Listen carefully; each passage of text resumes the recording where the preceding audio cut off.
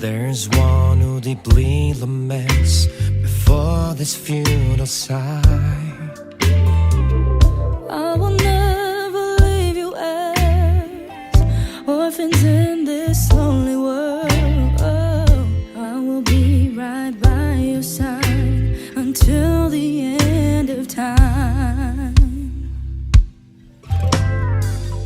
The Holy Spirit's come. The Holy Spirit's come. The Holy Spirit's come. The gift my Lord has sent. The Holy Spirit's come. He's come down to our lives, personally in our midst. So we dream the kingdom. 내가 참으로 주의 목전에 은총을 입었사오면 원하건대 주의 길을 내게 보이사 내게 주를 알리시고 나로 주의 목전에 은총을 입게 하시며 이 족속을 주의 백성으로 여기소서. 아멘. 어느 곳에나 어느 시대에나 어느 상황에나 먼저 그 길을 걸어간 사람들이 있기 마련입니다. 그들을 일컬어서 우리는 선구자라고 이야기하죠. 우리 지난 시간까지 중세를 거쳐오면서 이제 근대에 이르기까지 이제 앓고 앓았던 그 병, 좀 누군가는 고쳐야 될 거 아니겠어요? 누군가는 시도라도 좀 해봐야 될 거 아니겠습니까? 그 일을 하기 위해서 누군가가 나선 그 역사가 바로 이 개혁의 역사고요. 이 종교개혁의 역사를 이루기 위해서 수없이 많은 이 선구자들이 있었는데 오늘부터 우리가 차근차근 우리 한 사람 한 사람씩 좀 뭐 많은 건 아니고요. 많은 사람들은 아니고요. 좀 짚어가려고 합니다. 오늘 첫 번째 시간을 가지려고 하는데요. 먼저 제가 이 이야기를 안 할 수가 없어요. 아주 유명한 문구예요. 교황은 머리가 아니며 추기경들 역시 거룩하고 우주적인 교회의 전체 몸은 아니다. 오직 그리스도만이 머리이시며 그의 택함을 받은 자만이 그의 몸이며 우리 각자는 그 몸의 지체인 것이다. 자, 다 구구절절이 맞아요, 틀려요? 맞는 말이죠. 예, 맞는 말입니다. 근데 맞는 말이지만 이게 지금이 아니라 지금으로부터 이제 500년 전 1500년경에 이 얘기를 누군가 했다 하면은 이 사람은요 그야말로 쥐도 새도 모르게 죽을 수가 있습니다. 아주 굉장히 위험한 발언이에요. 교황이 머리가 아니라고요? 세상에, 이건 뭐 말을 다 했죠. 자, 이 말은 누가 했을까? 자, 우리 보기를 드리도록 하겠습니다. 자, 1번 칼뱅, 2번 루터, 3번 후스, 4번 모세. 누구겠습니까? 바로 존 후스라는 분이 한 말이에요. 우리 다음 시간에 좀 살펴볼 분이기도 한데요. 중세 시대부터 근대에 이르기까지 그 안에서요 종교 갈등이 끊임없이 일어났는데 결국 해결됐어요? 안 됐어요? 안 됐어요. 예. 중세 시대 내내 종교 갈등을 일으켰고 그 문제를 해결하려고 많은 시도가 있었지만은 해결되지 않았습니다. 오히려 지중해 패권을 이슬람 세력들한테 다 빼앗기고 또 내부적으로는 심각한 부정과 부패만 일삼고 결과로 남은 것은 사실상 아무것도 없었어요. 자, 다만 이런 문제를 해결하려는 움직임이 전혀 없는 게 아니었습니다. 우리 지난 시간에도 좀 살펴봤어요. 그 중세의 그 종교적 타락을 좀 어떻게 좀 해결해 보려고 했던 움직임들이 간간히 있기는 있었습니다. 그 대표적인 것이 수도원 운동이라고 제가 말씀드렸어요. 그 수도원 영성에 관해서 우리가 함께 이야기했습니다만은 근데 성공했어요, 실패했어요? 실패했으니까 이제 오늘 우리가 또 개혁의 선구자들 해갖고 이렇게 또 살펴보는 거 아니겠어요? 실패했습니다. 자, 그런데 여기에서 수도사들이 옳은 소리를 따박따박 잘해요. 왜 수도자들이 이렇게 옳은 소리를 잘할까요? 그들은 잃을 게 없는 사람들이에요. 지난 시간 다 살펴봤잖아요. 돈도 명예도 다 필요 없다. 사막으로 막 나가 산 사람들이에요. 예. 그 높은 탑 위에 자신의 부귀 영화를 다 버리고 그냥 절약하면서 검소한 생활, 오직 하나님과의 영적 교제만으로 그들의 평생을 삼으며 살았던 사람들이 바로 수도사들이에요. 이 수도자들이 보니까요, 교황 그리고 교회 정말 어긋난 길로 가고 있는 거예요. 정말 엉뚱한 길로 가는 거죠. 그러니까 쓴소리 할 수 있었던 것이 바로 이 수도자들이었다라는 겁니다. 자, 그도 그럴 것이 당시 교황이라고 하면은요, 세상 권세, 명예, 부귀, 영화를 다 등에 업고 산 사람이 아마 이 중세시대 교황이지 않았을까라는 생각을 해봅니다. 힘과 권력 모두를 지니기를 원했죠. 그래서 결국은 무엇과 결탁을 맺어요? 왕권과 결탁을 맺습니다. 그러니까 왕권과 신권을 두루 아주 결합한 형태의 기이한 통치 체계가 바로 이 중세 시대였다라고 이제 우리가 볼 수 있어요. 그러면서 교회와 교황은 전례 없는 사치와 화려한 삶을 살았는데, 그걸 보니까요, 이 사막의 수도자들이 이건 너무 우리가 알고 있는 그리스도인, 그리스도 예수의 모습과는 상반되죠. 그러니까 옳은 소리를 합니다. 자, 그런데 이게 맞는 말이라고 한다면 성공했어야죠. 근데 실패했단 말이에요. 이게 왜 실패합니까?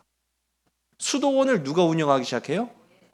교회가 운영했어요. 처음에는 수도원과 교회가 별개였어요. 근데 나중에는 교회가 수도원을 다 흡수해버려요. 교회가 수도원을 운영합니다. 그러니까 이 교회의 막강한 권력과 재력에 힘입어서 전에는 그야말로 진짜 움집 같던 수도원이 대리석이 깔리기 시작하고요. 거대한 성체가 되기 시작하고요. 막대한 이 부로 인해서 먹고 사는데 조금도 부족함이 없는 거예요. 사람이 그래요. 등 따시고 배부르면 걱정이 없어요. 그러다 보니까 수도자들도 교회의 부정과 부패에 대해서 함구합니다. 입을 열 필요 없어요. 자기네들도 그렇게 되니까. 결국은 수포로 돌아가고 말았어요. 서로마가 멸망을 했었어도 뭐는 살아남았다고 말씀드렸죠? 교회는 살아남았어요. 자, 근데 이 교회가 영향력이 여전합니다. 그리고 이 유럽 땅으로 유입되어 온 이민족들이 나라를 막 세우기 시작했죠. 여러 막 나라를 세웁니다. 자, 그러면서 교회가 그들에게 영향을 미치기 시작해요. 간섭을 해요. 간섭하면 좋아요, 좋아요. 싫죠. 그것도 우리나라 사람도 아니고 저 멀리 로마에 있는 교회가 자꾸 니들 교회 다니잖아. 어? 기독교인이잖아. 그럼 기독교인이고 교회를 다니면 교황의 영향을 받아야지 라고 하면서 자꾸 간섭을 벌려요. 자, 그러니까 마침내는 이 열받은 프랑크 왕국이 큰 결단을 내립니다. 어떤 결단을 내리느냐? 교황청을 옮겨버려요. 자기 나라로 옮겨버려요. 그걸 우리가 일컬어서 아비뇽 유수, 아비뇽에다가 이제 교황청을 세웠거든요. 자, 지금도 있습니다. 멋있죠. 예. 뭐 교황청 멋있는 거야 뭐 아무 상관없습니다만은, 이 아비뇽으로 1309년부터 1377년까지 교황청을 옮겼어요. 누가 기분 나쁠까 이제는? 그렇죠. 로마에 있는 교황청이 기분 나쁘죠. 아니, 우리가 원조인데, 원조 맛집에 버젓이 있는데 이제는 우리가 원조야라고 하면서 아니 아비뇽에다가 교황청을 떡하니 세워놓습니다. 자, 이 일로 인해서 아비뇽과 로마 교황청 사이에 또 전쟁이 벌어지는 거예요. 이거 참 골치 아프죠. 안 그래도 지금 이 프랑스는 영국과 100년 전쟁을 벌이는 중이었습니다. 또 그 와중에 우리 중세시대에 잠깐 언급했습니다마는 큰 병이 돌았다고 말씀드렸죠. 흑사병이 돌기 시작하는 거예요. 흑사병 때문에 사람들이 죽어요. 100년 전쟁 때문에 수없이 많은 사람들이 정말로 생명을 희생하고 있는 가운데 아닌 게 아니라 이 교황청을 옮겨버리는 바람에 아비뇽과 이 로마 교황청 사이에 또 다시 전쟁이 일어나게 됩니다. 1400년까지 대략 한 20년 동안 벌어졌다고 해요. 자, 20년 동안 전쟁이 벌어지면 가장 많이 드는 게 뭘까요? 그렇죠, 돈입니다. 전쟁은 곧 돈이다. 이렇게 생각하시면 될 것 같아요. 돈이 필요합니다. 그거 어떻게 해야 될까요? 돈을 마련해야겠죠. 무슨 방식으로 돈을 마련해야 될까요? 일단은 헌금. 두 번째로는 그렇죠, 면제부로 돈을 벌어요 또. 근데 그렇게 했는데도 이제 뭐 돈이 모자르다. 그럼 이제 성직 매매까지 합니다. 아주 그냥 뭐 갈 때까지 간 거예요. 그런 식으로 해서라도 이제 서로 싸움을 벌여서, 왜냐하면 이게 굉장히 중요한 문제예요. 왜냐하면 교황의 권세가 굉장했는데 지금 교황이 2명이 탄생하는 거예요. 하늘 아래 어떻게 태양이 둘일 수 있겠습니까? 그러니까 기를 쓰고 싸워서 이겨야죠. 전쟁을 벌이는데 이 과정에서 정말 수없이 많은 사람들이 상처를 받아요. 내 교구를 지키기 위해 다른 교구에 쳐들어가서 학살을 하는 거예요. 이게 말이 됩니까? 그러니까 심지어는 교인들도 사제들도 여기에 굉장한 회의감을 이제 갖게 되는 겁니다. 비판 의식이 생겨나요. 자, 그럴 때 바로 오늘 우리가 함께 읽은 이 말씀 속에 나타나는 모세처럼 쓰임 받은 한 사람이 등장하게 됩니다. 그 사람이 바로 우리 화면 속에 보시는 존 위클리프라는 분이에요. 존 위클리프. 자, 이 존 위클리프에 관한 이 출생과 관련된 얘기는 별로 없어요. 어쨌든 간에 1330년에 영국에서 출생한 걸로 우리가 알고 있고요. 대개 그 유년 시절을 옥스포드에서 지냈다고 합니다. 그리고 이분은 그 유명한 옥스포드 대학을 나오셨고 옥스포드 대학의 교수로 지내셨습니다. 그러니까 굉장히 학자였다라는 걸 우리가 알 수 있어요. 그게 또 사제였고요. 유창한 말솜씨와 엄격한 논리로 명성을 얻은 사람이다라고 이야기를 합니다. 그리고 한 가지 더 큰 근데 이분의 장점은 이렇게 유창한 말솜씨, 엄격한 논리. 근데 이제 단점은 유머 감각이 전혀 없었다라고 하는 겁니다. 재미가 없었다는 거예요. 자, 이분이 이렇게 얘기를 했어요. 일체의 합법적 통치권은 하나님으로부터 나온다. 그러나 이러한 통치권은 섬김을 받기 위해서가 아니라 섬기기 위해 오셨던 그리스도의 모범에 따른 특성을 지녀야 한다. 즉, 지배자의 이익을 위해 사용되는 통치는 진정한 통치가 아니며 오히려 그것은 반역이다. 교회가 권력을 추구하는 것은 비합법적인 것이다. 자, 약간 어려운 표현들이 좀 많이 이게 대학 교수님이시다 보니까 그런 좀 어려운 표현들을 쓴 것 같지만은 한마디로 말하면은 교회가 힘을 가지면 안 된다라는 얘기예요. 이분의 내용은. 그리고 모든 통치, 힘과 권세는 하나님께 있다라는 걸 얘기하는 겁니다. 그러니까 이 존 위클리프는 이 지금이 이루어지는 모든 현상과 모습들을 보니까 교회가 너무 잘못 가고 있다. 이걸 꼬집은 거죠. 그런데 이 존 위클리프의 마지막 말에 열광을 한 사람들이 있어요. 자, 우리 마지막 말이 어떤 것이었냐면요. 화면을 보시면은 교회가 권력을 추구하는 것은 비합법적이다. 라는 이 말이에요. 영국 왕실이 들고 일어납니다. 왜요? 너무 좋아서. 그래서 지지를 합니다. 그래, 존 위클리프, 네 말이 맞아! 왜 그랬냐면은, 자, 아까 말씀드렸죠? 서로마 제국은 망했는데도 여전히 교회는 살아서 간섭을 했다고 말씀드렸죠. 어디까지 영향력이 미쳤느냐? 교회가 있는 모든 곳에 영향을 미칩니다. 바다 건너 영국에도 이 영국이 교황의 이 영향 아래 들어가는 거예요. 왜? 다 그들도 카톨릭 성도들이니까요. 그러다 보니까 발생되는 문제가 뭐냐? 우리가 잘 알고 있는 것처럼 사제는 교황청에서 보내는 거예요. 그러니 영국에 있는 교회의 사제들은 다 어디서 온 사람들일까요? 그렇죠. 로마에서 온 사람들이에요. 로마에서 온 사람들이 그냥 와갖고 예배만 드리고 그냥 마냐? 아니에요. 왕한테 간섭을 하는 거예요. 남의 나라 왕이죠. 어떻게 보면은 남의 나라 임금인데도 불구하고 마치 내 나라인 것처럼 임금님 교황의 말을 들으십시오 라고 자꾸 사사건건 얘기를 하니까 안 그래도 지금 짜증나 죽겠는데 반발은 또 할 수가 없어요. 교황의 힘이 워낙에 강력했기 때문에. 그러는 와중에 존 위클리프가 교회가 권력을 갖는 것 자체가 비합법적인 거야 라고 얘기를 하니까 옳다, 맞아, 그래, 교회가 왜 권력을 가지려고 하고 왜 정치를 하려고 해? 막 하면서요 적극적으로 지지를 합니다. 자, 그러니까 이 존 위클리프가 그야말로 이 영국 사회에 센세이션을 일으켰고요. 또 영국 왕실로부터 아주 극진한 대접을 받기 시작합니다. 인기를 받았어요. 그런데 이제 중요한 건 뭐냐면 아까 말씀드렸죠. 존 위클리프의 장점이라고 하면은 유창한 말솜씨와 엄격한 논리. 그런데 재미가 없다는 말은요, 또 한마디로 말하면 이 유들이 없어요. 하여튼 자기가 할 말은 끝까지 다 해. 이게 약간 선을 넘을 때가 좀 많았어요, 사실은. 타협이란 걸 몰라. 그러니까 어떤 문제가 생기느냐? 자기를 지지하는 사람들도 물론 있긴 있는데 적을 많이 만들게 되는 거죠. 자, 그래서 어떤 현상이 발생되냐라고 하면은요, 교회를 이 존 위클리프는요, 무형의 교회를 주장을 하기 시작합니다.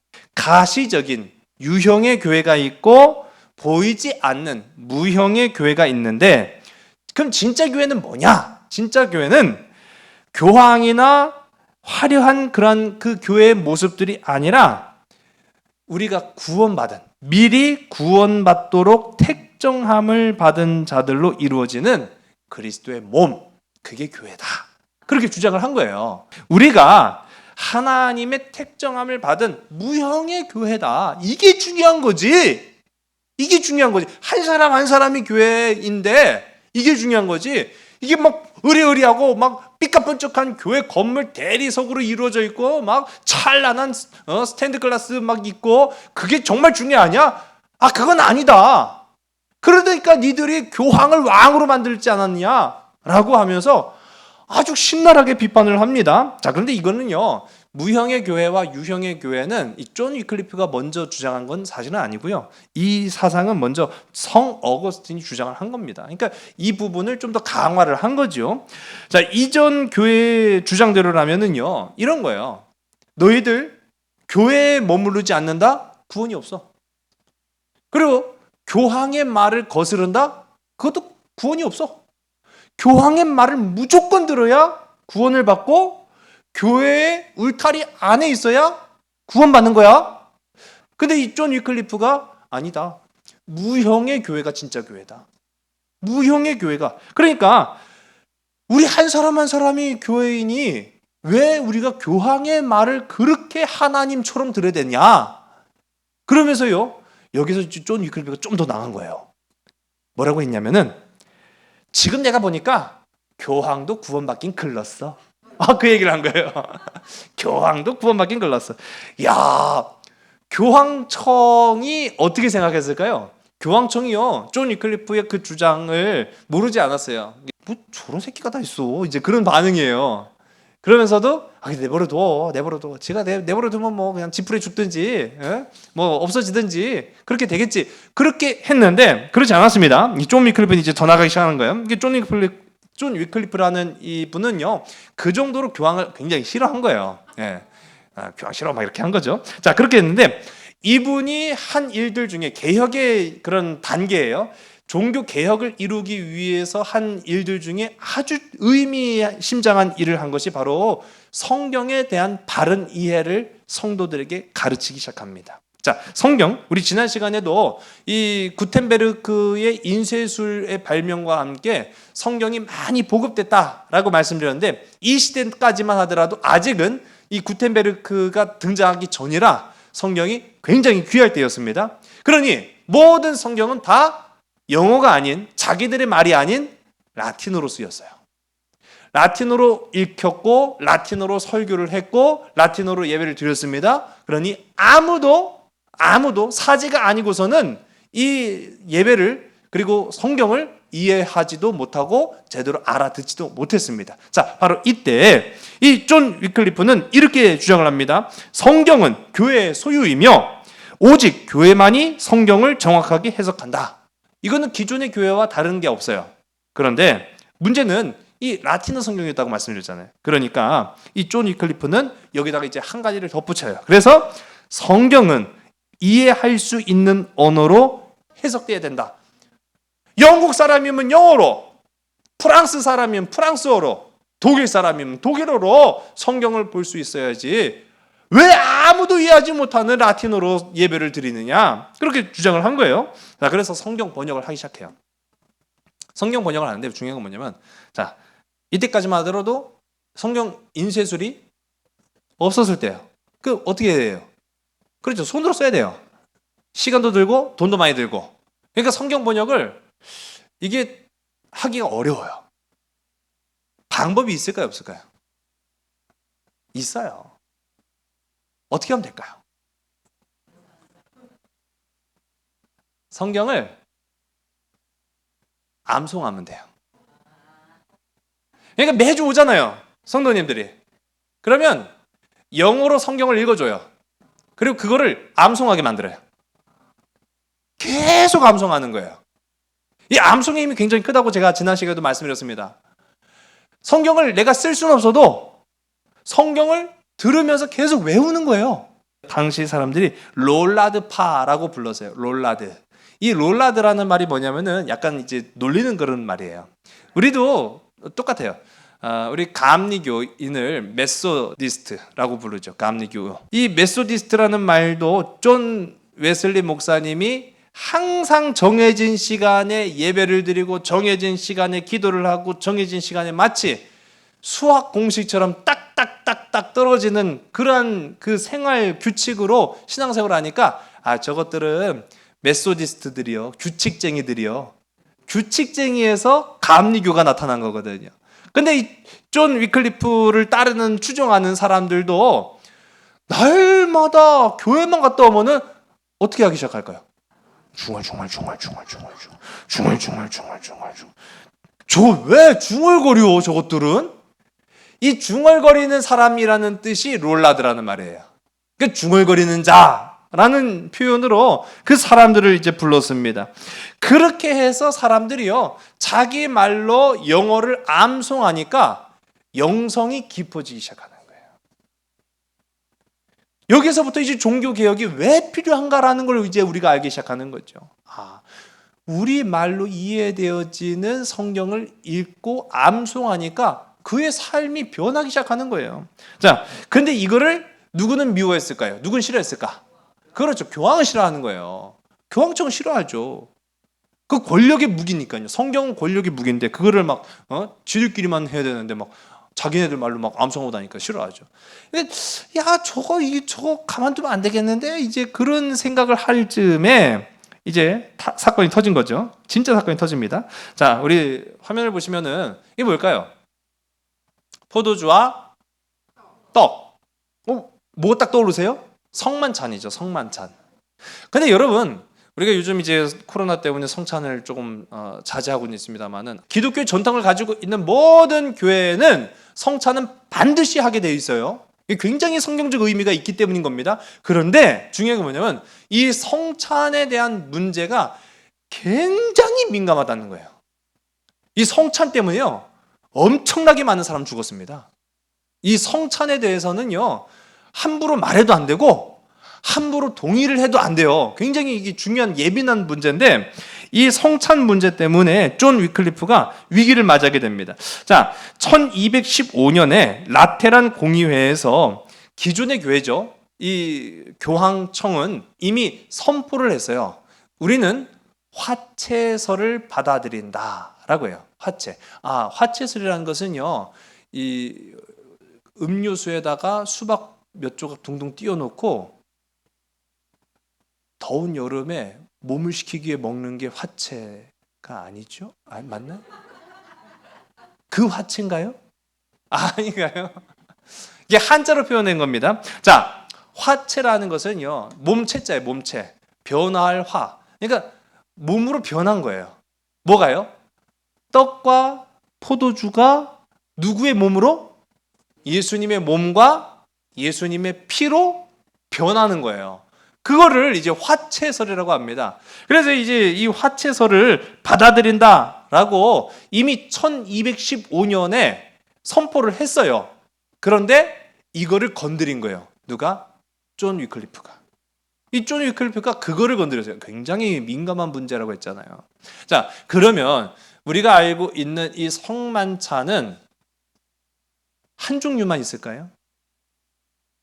물론 성만찬에는 종류가 없어요. 근데 이 성만찬을 이해하는 데는 여러 종류가 있습니다. 무려 5가지나 있어요. 자, 먼저는 우리가 화면을 다 보시면 알 수 있어요.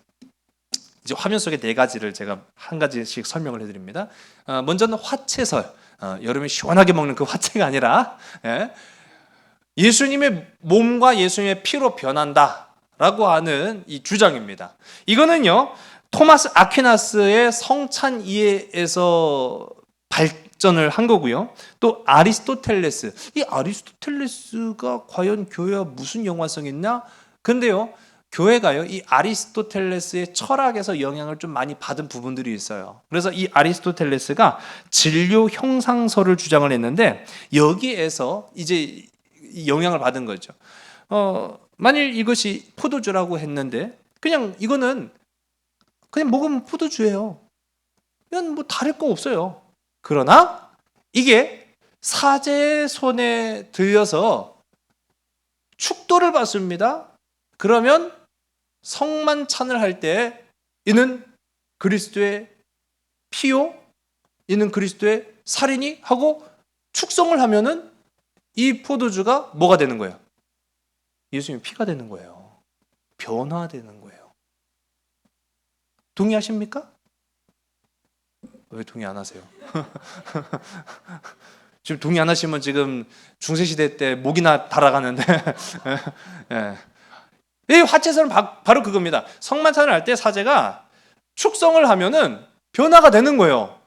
우리는 이제는 그 성만찬을 나누는 사람들은 그게 더 이상 빵이 아니에요. 예수님의 살이지. 그 포도주가 아니에요. 예수님 피지. 근데 중요한 건 뭐냐면 이 화채설을 주장하는 이 카톨릭은 그때로부터 성만찬을 할 때 사제는 포도주와 빵을 다 먹습니다. 그러나 일반 성도들은 뭘 못 먹을까요? 포도주를 안 먹습니다. 아니 못 먹습니다. 왜 못 먹을까요? 예수님 피잖아요. 귀해요 안 귀해요? 귀하죠. 그거 만일 내가 부주의해갖고 먹으려고 하다가 질질 흘리거나 떨어뜨리면 그거 누가 책임지겠어요? 그 구원과 직결되어 있는 문제인데 큰일 나죠. 그러니까 안 주는 거예요. 니들은 부주의해서 다 흘리는 놈들이니까 나만 먹을래 하고 사제가 먹는 거예요. 그 오늘날까지 그렇습니다. 이걸 우리가 이제 본질이 변한다라고 하거든요. 본질이 변한다고 믿는 거예요. 눈에 보이는 빵이 아니에요. 이제 그 축성을 받으면은 눈에 보이는 빵이 아니라 예수님의 살로 바뀌었다라고 이제 믿는 거예요. 그들이. 그게 화채설인데 두 번째로 공제설이라고 이야기해요. 무슨 말인가 할 수 있는데 이거는 종교개혁자 마르틴 루터가 주장을 한 겁니다. 이 공제설이라는 것은요 기본 골자는 화채설과 비슷해요.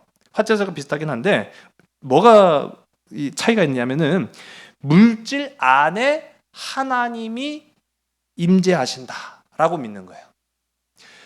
그냥 마치 무슨 뭐 마법처럼 뿅 하고 바뀌는 화채설이 아니라 물질 안에 하나님이 임재하신다라고 하는 것을 믿는 겁니다.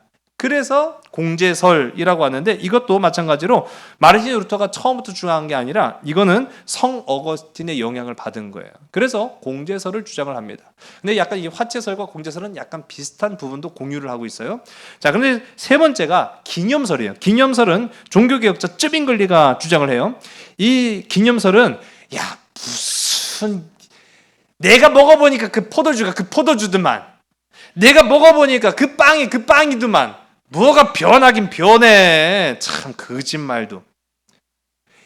우리가 성만찬을 통해서 예수님의 살이라고 하고 예수님의 피라고 하는 것은 변해서가 아니라 예수님을 기억하고 기념하기 위해서 우리가 하는 거야.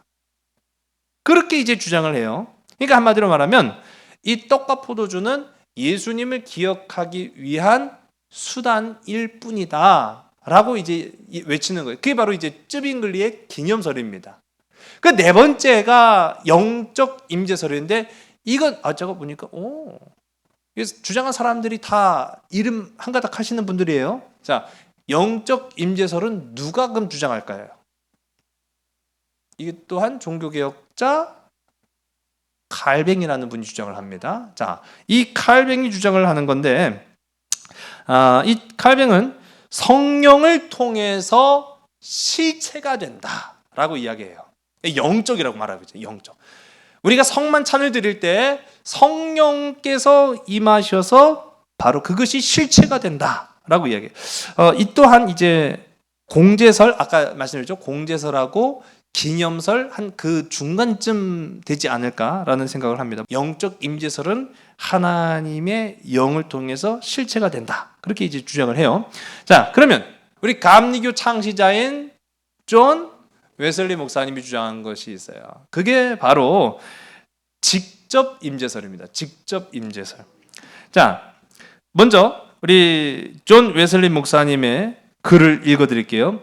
우리는 그리스도의 인간성이 성례에 임재하는 것을 허락할 수 없다.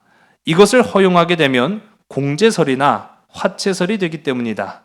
그러나 그때에 받기에 합당한 자에게 대해서만큼은 그리스도의 신성이 우리와 하나가 되어 주신다. 자, 이 말인즉슨요. 아까 영적 임재설을 주장한 칼뱅하고 조금 비슷한 것 같기도 하는데 달라요.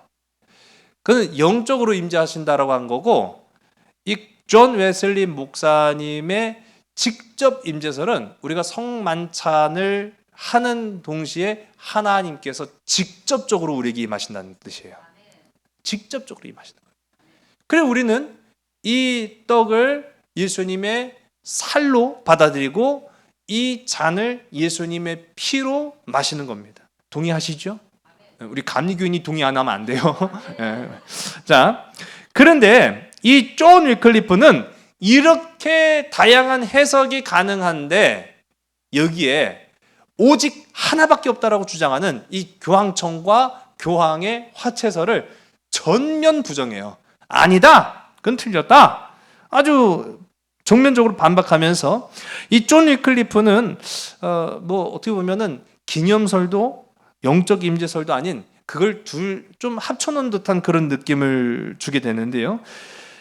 성만찬을 하면서 그 성만찬은 신비한 형태로 우리에게 임하시는 것이지 그게 그냥 무슨 마술사의 그냥 마법처럼 뿅 하고 변하는 것도 아니고 바뀌는 것도 아니다. 그렇게 이제 주장을 합니다. 그러니까요, 교황청이요. 와, 이거 가만 내버려두면 안 되겠네. 이제 그런 상황이 된 거예요. 자, 여기다가 이 존 위클리프가 아주 태클을 건 게 많아요. 아주 왜요? 교황이 싫으니까.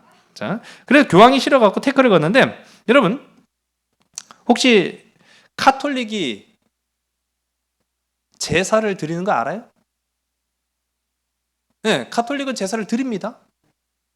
그거 이상해요. 카톨릭이 제사를 드리는 이유를 알고 계세요? 우리는 제사를 드리지 않는다라고 주장을 하죠? 네, 맞습니다. 우리 왜 제사를 안 드릴까요? 우리 제사를 안 드리잖아요, 우리. 뭐 제사를 굳이 드리려고 하면 제사가 아닌 추도 예배로 드리죠. 왜 우린 제사를 안 드릴까요? 그렇죠. 중요한 거예요. 제사를 드린다라는 것은 제사를 받는 그 대상이 누구예요? 죽은 자라는 거죠. 죽은 자. 제가 항상 강조드리는 부분이 있어요. 장례 예배를 인도할 때 유가족들이나 그곳에 모인 믿음의 형제들한테 저는 반드시 이 얘기를 한 번씩은 언급을 합니다. 지금 우리가 드리는 이 예배는 죽은 자를 위한 것이 아닙니다라고 제가 언급을 해요. 지금 이 드려지는 모든 예배는 하나님께서 산자들을 위해서 베푸신 잔치예요. 환송잔치. 절대로 우리는 죽은 자를 위해서 예배하거나 기도를 드리지 않습니다. 그런데 왜 카톨릭은 제사를 드릴까? 이게요, 오랜 전통이 있었기 때문이에요. 카톨릭에서는 죽은 자가 그냥 곧바로 천국 열차 타고 하나님 나라 가는 게 아니라 중간지대로 가버려요. 그걸 연옥이라고 하죠. 연옥에서 덕을 쌓아야 천국으로 갑니다. 그럼 그 덕은 누가 쌓느냐? 남겨진 사람들이 덕을 쌓게 만들어줘야 돼요. 이게 뭔 개벽다구 같은 소리요. 그런데 그들은 그렇게 주장을 해요. 자, 그러다 보니까 반드시 뭐가 필요할까요? 죽은 자들을 위한 기도가 있어야 돼요. 죽은 자들을 위한 기도가 있어야 그 연옥에 빠져 있는 사람들이 천국을 가는 거예요. 이건 성경에도 나왔지 않은 근거 없는 내용이에요. 근데 이런 전통이 중세 시대부터 쭉 이어져 오다 보니까 이 교황청 그리고 구교회 카톨릭에서는 아예 정형화된 겁니다. 그래서 죽은 자를 위한 기도를 드리는데 그게 우리나라에 넘어오면서는 아주 정확하게 맞죠. 제사. 그러니까 제사를 드리는 거예요. 제사를 드려야 죽은 조상이 천국 간다. 그렇게 생각하는 겁니다. 존 위클리프는 정확하게 간파했어요. 죽은 자가 어떻게 기도의 대상이 되고 예배의 대상이 되냐? 우리는 죽은 자를 위한 기도를 드릴 수 없다라고 반박을 합니다. 아주 그냥 눈밖에 났죠. 그러니까 교황청에. 그래서 교황으로부터 존 위클리프가 이단 정죄를 받습니다. 교황청에서 야, 존 위클리프 가만두지 마. 그렇게 했는데 어떤 일이 일어났을까요? 존 위클리프는 벌써 죽었습니다. 존 위클리프는 벌써 죽었어요. 뇌출혈로 죽었다고 합니다. 그래갖고 이미 죽어서 묻힌 지 한참 됐어요. 교황청 입장에서는 저놈을 이단으로 정죄해갖고 좀 고문 좀 하다가 중세시대 고문 아주 화려하잖아요. 중세시대 고문 아주 대단합니다. 고문 좀 하다가 죽을 똥을 싸고 아이고 교황님 나 좀 살려주시오 막 그래가지고 그거 좀 그 소리를 들어야 되는데 벌써 죽었다는 거예요. 그럼 어떻게 해야 될까요? 끄집어내야죠. 무덤을 파헤쳐서 끄집어냅니다. 그리고 화형을 시켜버려요. 참, 이 사람들 옛날 우리나라 사람들하고 통하는 게 좀 있나 봐요. 예? 그래갖고 존 위클리프의 시신을 끄집어내서 화형을 시킨 다음에 그 한 줌째를 영국의 템즈강에다가 뿌려버립니다. 묻히지도 못하게. 선구자의 말로가 상당히 비참했죠. 근데 오늘 우리가 이 말씀 가운데 보는 선구자, 이 또한 개혁자이죠. 모세. 이 모세라는 사람 또한 그 인생의 과정과 결말을 보면은 존 위클리프 못지않게 파란만장한 인생을 살았음을 보게 됩니다. 오늘 본문 우리 33장 우리 13절의 말씀을 함께 보겠습니다. 시작. 내가 참으로 주의 목전에 은총을 입었사오면 원하건대 주의 길을 내게 보이사 내게 주를 알리시고 나로 주의 목전에 은총을 입게 하시며 이 족속을 주의 백성으로 여기소서. 아멘. 우리가 잘 알고 있는 것처럼 이 모세는 나면서부터 위기 연속이었습니다. 가까스로 바로의 품 안에서 성장하게 되었지만은 40세가 되었을 때 살인자로 낙인 찍혀 미디안 광야로 도망쳤고요. 80에 이르기까지 40년 동안 그야말로 문명과는 동떨어진 인생 속에서 자기 자신을 감금하고 그렇게 감옥과 같은 광야 생활 가운데 마침내 하나님을 불타는 떨기나무로 만납니다. 사명을 받았어요. 그런데 그 사람은 이미 꺾인 80세의 노인에 불과했어요. 그래서 하나님 앞에 내가 어떻게 이 사명 감당합니까? 나는 못합니다라고 했지만 하나님의 뜻은 이미 모세에게 부어졌어요. 그래서 모세가 출애굽을 이끄는 아주 놀라운 개혁의 선구자로 서게 됩니다. 그러나 그 뒤에 오는 길은 시련의 길이었죠.